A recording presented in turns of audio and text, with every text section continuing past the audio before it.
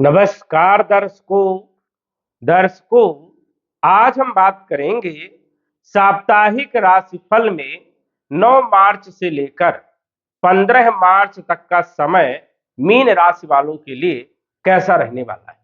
इस बीच कौन कौन से ग्रहों का राशि परिवर्तन होगा, ग्रहों के राशि परिवर्तन से कौन कौन से क्षेत्रों में क्या क्या बदलाव देखने को मिलेगा। हम बात करेंगे आपके संपूर्ण क्षेत्रों के बारे में। तो आइए जानते हैं। ये जो आप कुंडली देख रहे हैं, 9 मार्च से लेकर 15 मार्च तक ग्रहों की स्थिति इस प्रकार से रहने वाली है। यहां पर आप समझ सकते हैं। यह फलादेश चंद्र राशि पर आधारित है। नाम राशि के आधार पर जान सकते हैं और लग्न राशि के आधार पर भी देख सकते हैं। इस सप्ताह ग्रहों की यदि हम बात करें तो ग्रहों का जो राशि परिवर्तन होगा, सूर्य का राशि परिवर्तन 14 तारीख को होगा। आपकी राशि में 14 तारीख को सूर्य आ जाएंगे। गुरु मार्गी हो जाएंगे 11 तारीख को, जो कि लंबे समय से वक्री चल रहे थे। ये आपके लिए पॉजिटिव साइन है। इसी प्रकार यदि हम बात करें शनि के बारे में, तो शनि 13 तारीख को 13 मार्च को अस्त हो जाएंगे। तो ये कुछ लोगों के लिए अच्छे भी है और कुछ लोगों के लिए खराब भी है। चंद्रमा इस सप्ताह तुला राशि में, वृश्चिक राशि में, धनु राशि में और मकर राशि में गोचर करते हुए देखेंगे। अन्य ग्रहों की जो स्थिति है, जो पहले थी वैसे ही रहने वाली है। सबसे पहले हम बात करेंगे चंद्रमा के बारे में, क्योंकि चंद्रमा हमारे लिए सबसे ज्यादा इंपॉर्टेंट है। चंद्रमा अष्टम भाव में 9 तारीख को गोचर करेंगे सुबह 9:30 बजे तक। तो 9:30 बजे तक चंद्रमा की पोजीशन अच्छी नहीं है। चंद्रमा आपके पंचम भाव के मालिक है। पंचम भाव होता है शिक्षा का, संतान का, लव लाइफ का, फाइनेंशियल स्थिति का, शेयर मार्केट का। अब 9:30 बजे तक का जो समय है वो आपके लिए ठीक नहीं है। इन क्षेत्रों में कहीं ना कहीं परेशानियां उत्पन्न हो सकती है। शेयर मार्केट में भी नुकसान वाली स्थिति यहां पर दिखती है। लेकिन यही चंद्रमा भाग्य भाव में जब आ जाएंगे, यहां पर वृश्चिक राशि में गोचर करेंगे, तो यहां पर भी कोई खास अच्छे परिणाम नहीं देंगे। क्योंकि वृश्चिक राशि में चंद्रमा नीच के होते हैं। भाव तो अच्छा है, लेकिन अष्टम भाव से थोड़ा सा यहां पर रिलीफ मिलेगा, लेकिन फिर भी मन अशांत रहेगा, क्योंकि चंद्रमा मन पर पूरा प्रभाव डालते हैं। जिस प्रकार चंद्रमा गोचर करेगा उसी प्रकार हमारा मन काम करेगा। चंद्रमा यदि अच्छी पोजीशन में है तो मन प्रसन्न रहने वाला है। चंद्रमा खराब पोजीशन में है तो मन अशांत रहने वाला है। चंद्रमा बहुत अच्छी पोजीशन में है तो काम आसानी से बन जाएंगे। चंद्रमा खराब पोजीशन में है तो बहुत परेशानियां आएंगी, असफलता भी मिल सकती है। तो चंद्रमा जो है ये बताएगा कि आपका दिन कैसा बीतने वाला है, आपके अंदर जोश जुनून और आपका मन कैसा रहेगा, ये आप चंद्रमा से जान सकते हैं। 9 तारीख को, 10 तारीख को और 11 तारीख को रात्रि 10 बजे तक चंद्रमा की पोजीशन आपके लिए बढ़िया नहीं है। विद्यार्थियों का पढ़ाई लिखाई में मन जो है थोड़ा कम लगेगा। लव लाइफ को लेकर के चिंता और फाइनेंशियल स्थिति को लेकर के भी चिंता जो है रहने वाली है। संतान पक्ष के लिए भी समय उतना बेहतर नहीं है।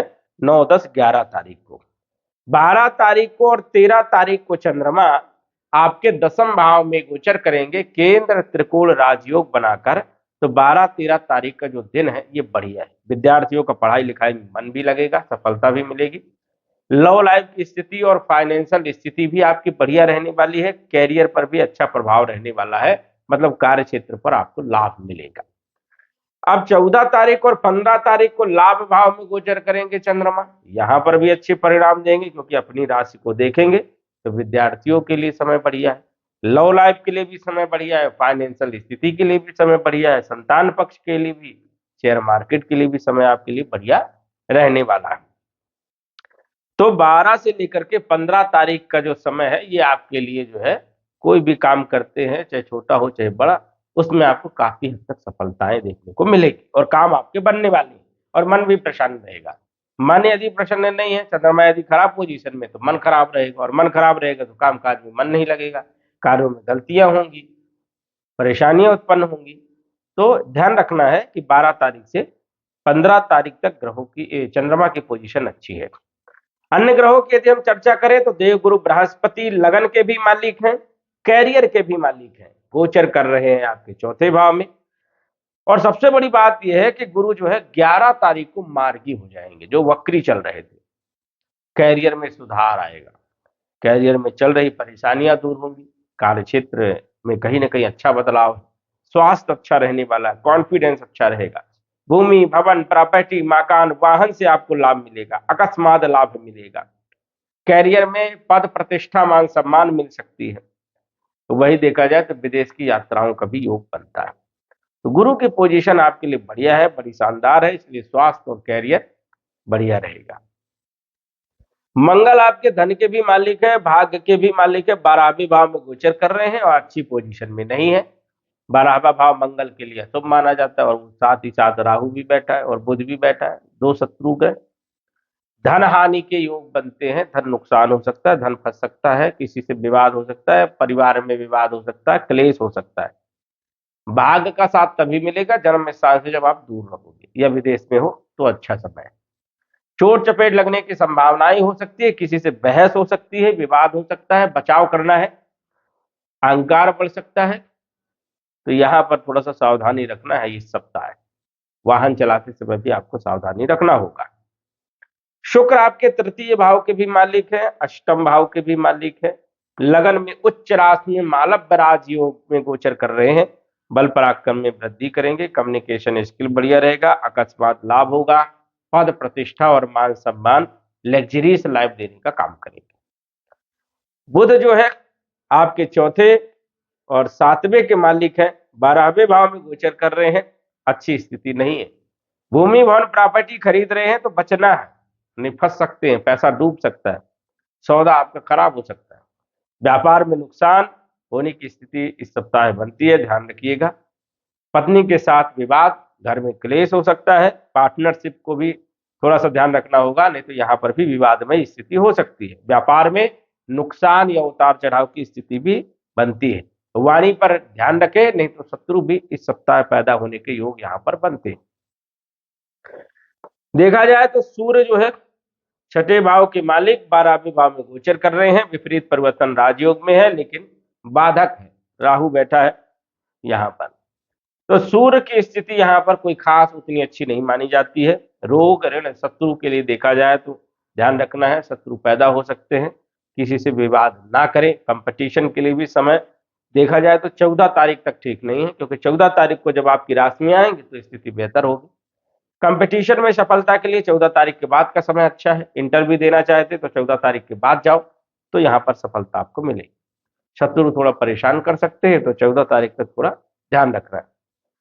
इसके बाद यदि हम चर्चा करें, शनि एकादश द्वादश के मालिक गोचर कर रहे हैं आपकी राशि में। अब शनि की यदि हम बात करें तो शनि 13 तारीख को शनिदेव अस्त हो जाएंगे। अब अस्त होंगे तो कुछ लोगों के लिए तो अच्छे हैं, लेकिन कुछ लोगों के लिए नुकसान। मीन राशि वालों के लिए यदि हम देखें तो थोड़ा आलस्य बढ़ जाएगी, कामकाज में डिले होगा, लाभ तो होगा लेकिन थोड़ा लाभ कम होगा, मेहनत ज्यादा होती और खर्चे थोड़ी सी ज्यादा बढ़ सकते हैं। तो ऐसी स्थितियां जो है यहाँ पर दिख रही है। उपाय के तौर पर यदि हम बात करें तो आप जो है पुखराज रत्न धारण करके चलिए, जिससे बचाव होगा। गुरु सपोर्ट करेंगे तो स्थिति थोड़ी बेहतर होगी। हालांकि गुरु की नवम दृष्टि पड़ रही है, नहीं नवम दृष्टि 12वें भाव में पड़ रही है, तो यहाँ पर मंगल और राहु अंगारक दोष जो बना रहे हैं, बुध और राहु जड़ दोष जो बना रहे हैं, सूर्य ग्रहण दोष जो बन रहा है, इतने सारे जो दोष बन रहे हैं, थोड़ा सा प्रभाव कम रहेगा। तो ये एक अच्छी स्थिति है, थोड़ा सा राहत जरूर मिलेगी। राहु 12वें भाव में है, इसलिए जो है दुर्घटना, चोट चपेट लगने की संभावनाएं, धन फंस जाना, पैसा खर्च होना, किसी के साथ विवाद होना, कंफ्यूजन होना, ये स्थिति रह सकती है। थोड़ा सा ध्यान रखना है, क्योंकि राहु और मंगल आगजनी योग, दुर्घटना के योग हो सकती है और आगजनी हो सकती है, चोट चपेट वाहन से हो सकती है, इसलिए ध्यान रखना है। केतु छठे भाव में थोड़ा सपोर्ट करेंगे, लेकिन सूर्य की स्थिति कोई खास उतनी अच्छी नहीं है, इसलिए यहाँ पर केतु का भी पूर्ण रूप से सपोर्ट नहीं मिलेगा। बहन मौसी से संबंध, मामा से संबंध अच्छे रखे, जिससे स्थिति बेहतर हो। मीन राशि वालों के लिए यह जो सप्ताह है कुछ क्षेत्रों के लिए बहुत शानदार, लेकिन कुछ क्षेत्रों पर आपको सावधानी रखना पड़ेगा। उपाय के तौर पर एक पुखराज रत्न धारण करिए, अच्छा लाभ आपको देखने को मिले। तो दर्शकों, आज बस इतना ही। धन्यवाद। यदि आप अपनी कुंडली का विश्लेषण घर बैठे करवाना चाहते हैं तो दिए गए व्हाट्सएप नंबर से संपर्क करें। साधारण फीस जमा करके आप अपनी कुंडली का विश्लेषण फोन के माध्यम से घर बैठे ही करवा सकते हैं और जान सकते हैं अपने भूत, भविष्य और वर्तमान के बारे में। धन्यवाद। WhatsApp number 9479893911।